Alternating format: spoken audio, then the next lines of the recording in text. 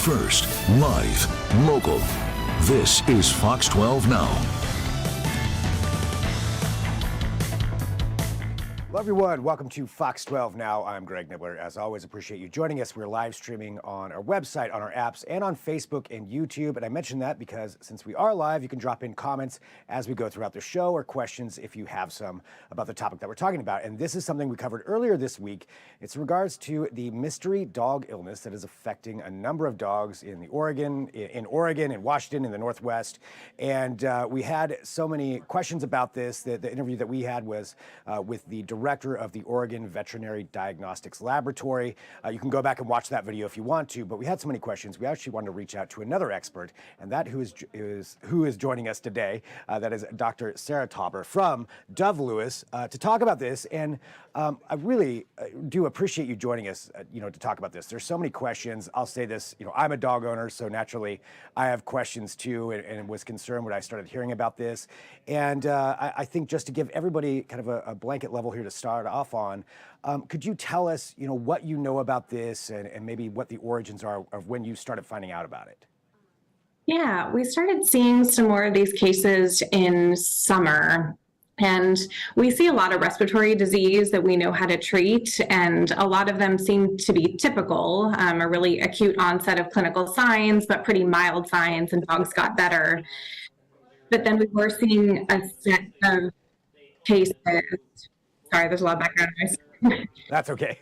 Sorry, there might be some background noise here. We're live in the Fox 12 Oregon newsroom. Okay, so sorry about that. Yeah. Yep. So we also were seeing another subset of cases that seem to just not be responding as typically as normal. And some of those cases might just present more chronically. They were on a course of antibiotics and didn't show improvement, or needed to be more on a prolonged course of antibiotics, or just we weren't seeing any sort of response whatsoever. So that definitely got us more concerned, and we were doing some of the routine testing like respiratory sampling and x-rays, and it just wasn't giving us all the same information. So we weren't quite sure exactly what bug was causing it. What are some of the typical respiratory illnesses that you see with dogs around here?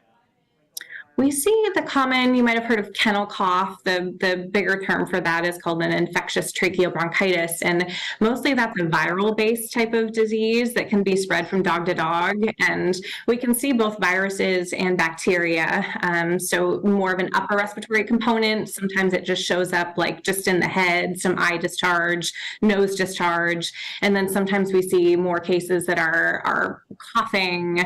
And then we can get into the other respiratory cases that more seed into a pneumonia or more of the lung disease component. And so for the symptoms of the mystery illness, and this is one of the questions that a lot of people are asking is, what are the symptoms to look out for when it comes to this mystery illness? Yeah, what's hard is that dogs are showing respiratory signs, and what we can't tell you is, are they showing specific clinical signs and it's something that we've seen before, or is it the same set of clinical signs and it could be something that we haven't seen before?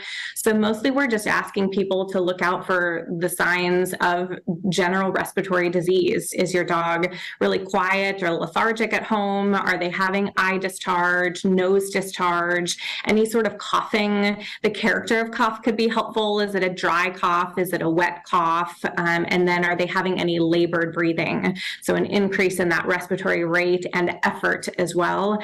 And if we're seeing any of those more severe signs, we certainly want to see the dog so we can do some diagnostics and be able to give more information on how serious is this.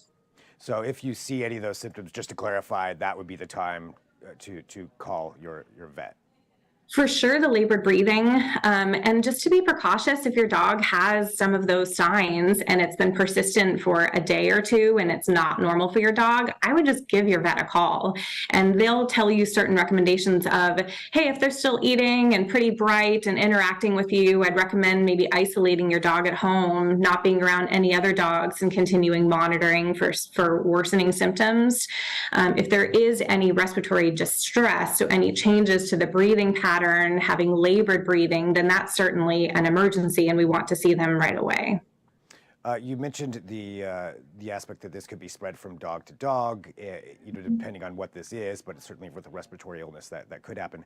Do you have any recommendations for people associated with that as far as bringing their dogs around other dogs, dog parks, boarding centers, things like that? Absolutely. The first thing is if your dog is showing any symptoms, even if they don't have to go to the vet, even if you're just monitoring, or if they've been seen by a vet, if they're showing any respiratory symptoms, keep them isolated. It's the best thing for them. It's the best thing for other dogs as well, to make sure that they're not spreading any sort of respiratory disease, as we think it most likely is viral, and that's a lot easier to spread from dog to dog. So that's the first thing. Keep your dog pretty isolated. Now, if your dog is showing symptoms like respiratory signs, and it's at a boarding facility, of course, that's a concerning thing, and you want to take them out of that facility. And bordering facilities and daycares and things are, of course, aware of this, or are going to spread that information. And then another component is if you have a healthy dog and your dog is either immunosuppressed for some reason, or if a dog is in an older population or a lot younger and hasn't been exposed to a lot of disease, then they could potentially be more susceptible. And I might consider isolating those dogs from just high dog volumes. So big dog parks and daycares and places like that. But if you know the dogs that they're hanging out with and they're not showing any symptoms, we certainly aren't saying your dog has to stay isolated in the home. They can still be around other dogs, but just be precautious. Just be wary of it, and if you have a dog that could be, like you mentioned, basically immunocompromised or older, or could be in that population, then be extra cautious. Exactly.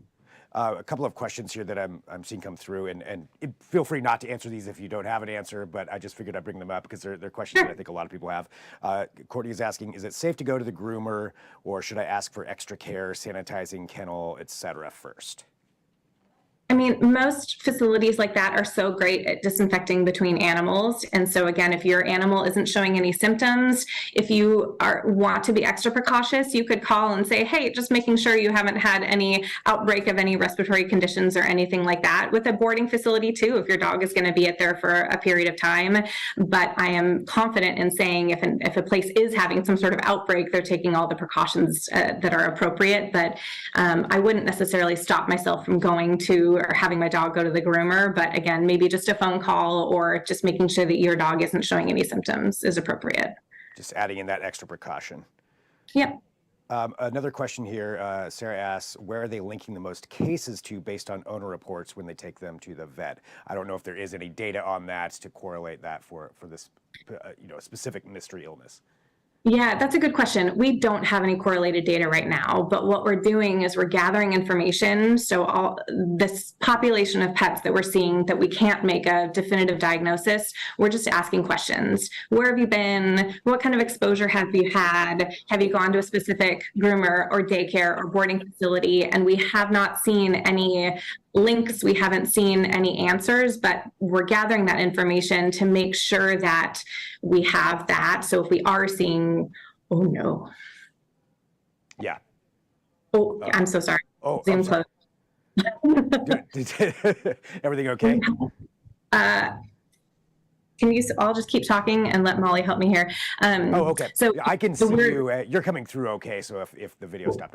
Okay. So sorry. No, all good. We're live. So if we are seeing a link of cases, we'll be able to have that. And so we're keeping all of these samples. We're collecting samples from dogs. Many clinics are collecting samples from dogs, and we have a questionnaire that we're filling out. So we'll be able to make those links, although we don't have that data right now. Do you know how many dogs have been affected by this, or an estimate on that? I don't have exact estimates. We're still gathering that information. We're still,